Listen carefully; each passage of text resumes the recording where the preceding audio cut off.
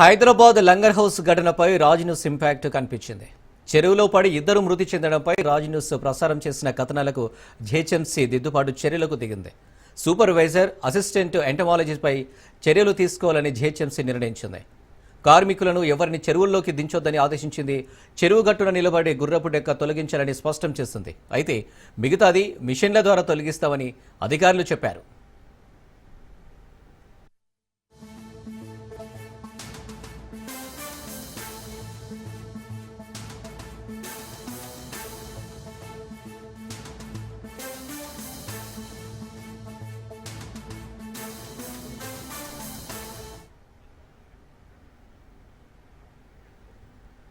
Right, ఇక లంగరహస్ ఘటనపై సంబంధించి మరిన్ని డీటెయిల్స్ రత్నకుమార్ లైవ్లో అందిస్తారు. రత్న. ఎస్ అనిల్, మహాశివరాత్రి రోజు లంగర్ హౌస్ హుడా పార్కు లేక్ వద్ద జరిగినటువంటి ఘటనలో 2 నిండు ప్రాణాలు బలైనటువంటి విషయం తెలిసిందే.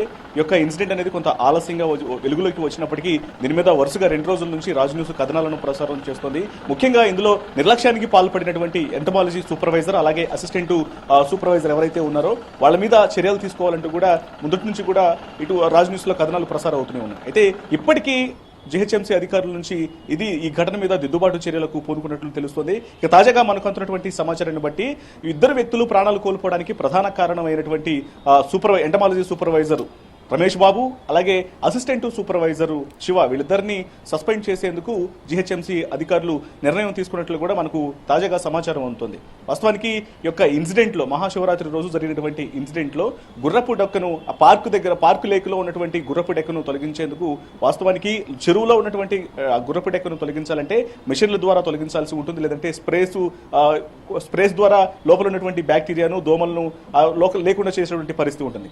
అలాంటిది గుర్రపు డెక్కను తొలగించాల్సినటువంటి సందర్భంలోనే అక్కడ ఉన్నటువంటి సిబ్బంది చేత ఎవరైతే చంద్రయాన గుట్టకు చెందినటువంటి కరీం, అలాగే అతని 14 ఏళ్ల కుమారుడు సోహెల్, వీళ్ళిద్దరిని చెరువులోకి దించి గుర్రపు డెక్కును తొలగిస్తున్నటువంటి సందర్భంలోనే ఇద్దరు ఒకవైపున మొదట సోహేలు నీడలో కొంత లోతుల్లోకి వెళ్ళిన తర్వాత అతను నీటిలో మునిగిపోయి చనిపోతున్నటువంటి సందర్భంలోనే అతనిని కాపాడటానికి వెళ్లి కరీం వెళ్ళాడు. ఇద్దరు తండ్రి కొడుకులు ఈ యొక్క ఘటనలో ఇద్దరు ప్రాణాలు కోల్పోయినటువంటి పరిస్థితి. సో దీనంతటికీ కారణం ఖచ్చితంగా జీహెచ్ఎంసీ అధికారుల నిర్లక్ష్యం కారణంగానే ఈ యొక్క ఇన్సిడెంట్ అనేది చోటు చేసుకున్నటువంటి నేపథ్యంలో మొదటి నుంచి కూడా ఈ ఇన్సిడెంట్ కు సంబంధించి కూడా విమర్శలు అనేవి కనిపిస్తూ ఉన్నాయి. ముఖ్యంగా ఈ ఘటనకు సంబంధించి ఖచ్చితంగా చర్యలు తీసుకోవాలి, ఇది కేవలం జీహెచ్ఎంసీ అధికారుల యొక్క నిర్లక్ష్యం కారణంగానే ఇది చోటు చేసుకుంది అని కూడా దీని మీద పెద్ద ఎత్తున విమర్శలు వస్తున్నటువంటి పరిస్థితి ఉంది. ఇక దీనికి సంబంధించి మనం పార్కు దగ్గర, ఇటు హుడా పార్కు లేక్ దగ్గర పనిచేస్తున్నటువంటి సిబ్బందిని, మరోవైపు అక్కడ ఉన్నటువంటి సెక్యూరిటీ సిబ్బంది కావచ్చు, అక్కడ పనిచేస్తున్నటువంటి ఇతర ఇటు పారిశుద్ధ్య కార్మికులు కావచ్చు, ఇతర సిబ్బందిని కూడా ప్రశ్నించినప్పుడు వాళ్ళు చాలా క్లియర్ గా చెప్పడం జరిగింది. గతంలో అనేక సందర్భాల్లో కూడా దాదాపు ఒక 2-3 అక్కడ ప్రాణాలు కోల్పోయినటువంటి పరిస్థితి ఉంది చెరువులో పడి.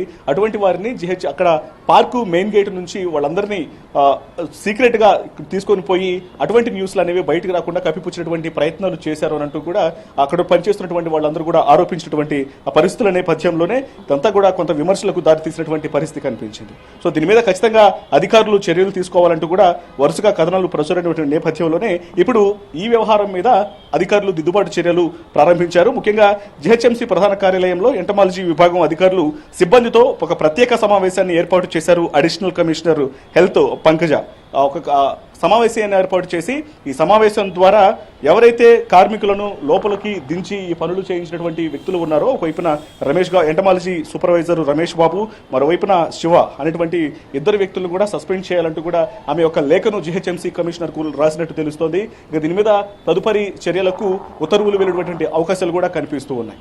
ఇంకా దీని మీద కొన్ని ఆదేశాలను ముఖ్యంగా ఫీల్డ్ లెవెల్లో పనిచేసేటువంటి ఎవరైతే అవుట్ సోర్సింగ్ సిబ్బంది కావచ్చు, లేకపోతే డైలీ వర్కర్స్ గా పనిచేసే వారికి కూడా కొన్ని ఆదేశాలను సూపర్వైజర్ల ద్వారా పంపిస్తూ ఉన్నారు. ఎవరిని గుర్రపు డెక్కలను క్లీన్ చేసేటువంటి సందర్భాలలో చెరువులోకి దించి ఏ ఒక్కరితో కూడా పని చేయించొద్దు, పైన గట్టు మీద ఉంచి పని చేస్తూ ఉండాలి, లోపల చెరువులోకి దిగి పని చేయొద్దు. ఒకవేళ చెరువులో పని చేయాలంటే మాత్రం పైనుంచి ఎంతవరకు చెత్తను తొలగించేటువంటి అవకాశం ఉంటుందో అంతవరకు మాత్రమే తొలగించాలి. లోపల గుర్రపు డెక్కను కానీ లేకపోతే ఇతర చెత్తను శుభ్రం చేసేందుకు కేవలం యంత్రాల ద్వారా మాత్రమే తొలగించాలనేటువంటి ఆదేశాలను చాలా స్ట్రిక్ట్ గా జారీ చేయడం జరిగింది.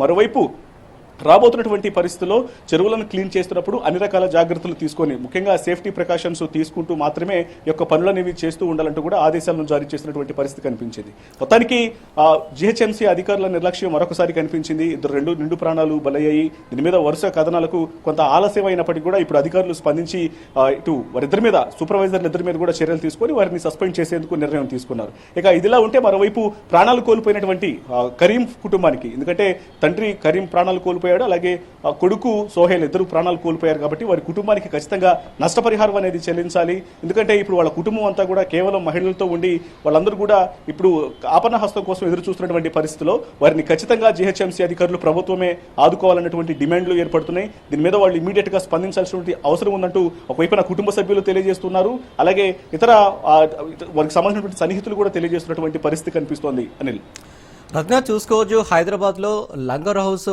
చెరువు కాకుండా మిగతా చెరువులు కూడా చోటు చేసుకున్నాయి. అక్కడ కూడా ఎలాంటి చర్యలు తీసుకోబోతున్నారు, ఎలాంటి ఇంపాక్ట్ కనిపించబోతుంది?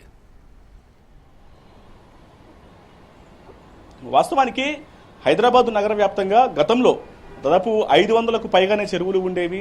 కానీ ఆ చెరువులన్నీ కూడా ఇప్పుడు ఆక్రమణకు గురైనటువంటి పరిస్థితి ఉంది. ఆక్రమణకు గురై కేవలం ఇప్పుడు 180 వరకు మాత్రమే చెరువులు అనేవి ఉన్నాయి. ఈ చెరువులు కూడా వీటన్నిటిని కూడా క్లీన్ చేయడానికి సంబంధించి కావచ్చు, లేకపోతే వాటిని రక్షించడం కోసం ఈ మధ్య కాలంలో హైడ్రాను తీసుకొచ్చారు. హైడ్రాను తీసుకొచ్చి ఒక ప్రత్యేక విభాగాలను ఏర్పాటు చేశారు. వాళ్ళందరి ద్వారా చెరువుల రీస్టోరేషన్ పేరుతో ప్రత్యేక కార్యక్రమాలను నిర్వహిస్తూ ఆక్రమిస్తున్నటువంటి వాళ్ళందరి మీద కూడా చర్యలు తీసుకుంటూ తాము చెరువులను మరలా రీస్టోరేషన్ చేస్తున్నామంటూ కూడా ఇప్పటికే ప్రభుత్వ అధికారులు తెలియజేశారు. సో ఇటువంటి పరిస్థితుల్లో చాలా వరకు ఫీల్డ్ లెవెల్లో మాత్రం గ్రౌండ్ లెవెల్లోకి మనం వెళ్ళి చూసినట్లయితే కొన్ని చెరువులు చాలా అధ్వన్న పరిస్థితిలోనే ఉంటున్నాయి. చెత్తా చెదారంతో గుర్రపిడక కావచ్చు, లేకపోతే ఆక్రమణలకు గురై ఒక ఇబ్బందికరమైనటువంటి వాతావరణం అనేది మనకు చెరువుల వద్ద కనిపిస్తుంది. సో వీటన్నిటికి సంబంధించి ఫోకస్ చేయాల్సినటువంటి అవసరం అనేది ఉంది. అధికారులు దానికి ఒక నిధులను కేటాయించి ఎప్పటికప్పుడు ప్రత్యక్ష పర్యవేక్షణ కావాలి. వాటికి ఎప్పటికప్పుడు వాటిని క్లీన్ చేయాల్సినటువంటి పరిస్థితి ఉంటుంది. క్లీన్ చేసినటువంటి సందర్భాల్లో కూడా ముఖ్యంగా ఈ పనులన్నీ అంటే ఫీల్డ్ లెవెల్లో పనిచేసేటువంటి వాళ్ళందరూ కూడా జిహెచ్ఎంసీకి సంబంధించినటువంటి సిబ్బంది కన్నా కూడా అవుట్ సోర్సింగ్ సిబ్బంది అనే వాళ్ళు చాలా ఎక్కువగా పనిచేస్తూ ఉంటారు. కాబట్టి వారు గ్రౌండ్ లెవెల్లో పనిచేస్తున్నప్పుడు వాళ్ళ సేఫ్టీకి సంబంధించినటువంటి జాగ్రత్తలను తీసుకోవాలంటూ కూడా మొదటి నుంచి అనేక డిమాండ్లు వస్తున్నప్పటికీ కూడా జిహెచ్ఎంసీ అధికారుల నిర్లక్ష్యం కారణంగా అటువంటి జాగ్రత్తలు లేకపోవడం కారణంగానే ఇప్పుడు ఇటు కరీము అలాగే తన యొక్క కుమారుడు చనిపోవడం జరిగింది. గతంలో కూడా కొన్ని ప్రాణాలు అనేవి కూడా బలైపోయినటువంటి సందర్భాలు ఉన్నాయి. వీటన్నిటి మీద ఇప్పటికైనా అధికారులు దృష్టి పెట్టాల్సినటువంటి అవసరం ఉంది. ఈ నిర్లక్ష్యం ఇలాగే కంటిన్యూ అయితే నగర వ్యాప్తంగా అనేక మంది ప్రాణాలు కోల్పోయేటువంటి పరిస్థితులు ఉంటాయి. కాబట్టి వీటి మీద అధికారులు జాగ్రత్తలు తీసుకోవాల్సినటువంటి అవసరం ఉందంటూ కూడా అనేక విమర్శలు వస్తున్నటువంటి పరిస్థితులు అయితే ఉన్నాయి. అనిల్, రైతు రత్న, థ్యాంక్ యూ.